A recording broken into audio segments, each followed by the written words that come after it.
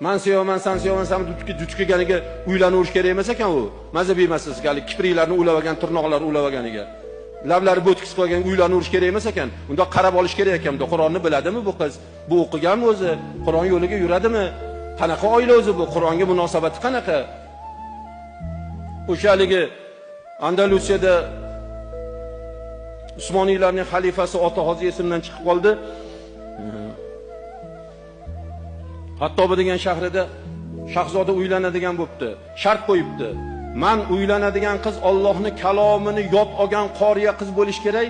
Kimni xonadonida qoriya qizi bo'lsa, kechqurun chomdan keyin eshigini tepasiga foniz osib qo'ysin. Yonib turgan chiroq fonizni osib qo'ysin degan ekan. Qarang. Bir kechada 720 ta xonadonda foniz osilgan ekan. 720 ta xonadonda qoriya qiz bo'lgan ekan. Eriga tegishlikka bo'yi yetgan, Allohning kalomini yod olgan qoriya qiz bo'lgan ekan. Yana shart qo'yibdi. Men oladigan qiz Imom Malikning Muvatta kitoblarini yodlagan qiz bo'lish kerak desa, 500 ta xonadonda foniz chiroq osilgan ekan. Bizning uyda mana qoriya qiz bor, shahzodaga munosib deb. Yana sharti Muvatta, Imom Malikning Muvattolarini yodlagan ham bo'lish kerak esa 500 ta xonadonda foniz osilgan ekan. Hozir nechtamizning xonadonimizda foniz olsak bo'ladi? Qani aytinglar. Nechtamiz shunga haqlimiz? Qaysi bir xonadon haqli? O'shandan birodarlar, himmat qilaylik. Bir yil o'tadi ketadi, kelasi yil inshaalloh yana uchrasharmiz balkim. O'sha kunlarda hammanglarni qo'lingizlarga Qur'on berganda sharillatib o'qishingizni men xohlardim inshaalloh. Mana shunga himmat qilinglar, oldinglarga maqsad qilib qo'yib olinglar.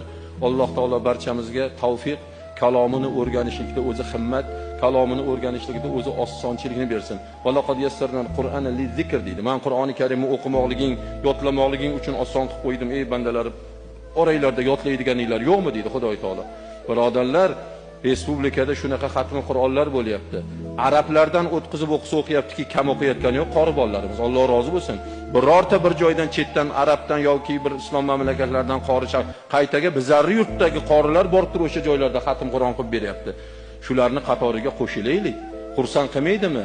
Mana bu yerda 2-safda tursangizda mehrobda o'g'lingiz qor akami singari yoshdagi o'g'lingiz kalomullohni o'qib berganda o'shani ko'rishlik sizni xursand qilmaydimi? Yoki navaras turganda shuni ko'rishlikni orzu qilmaysizmi, birodarlar?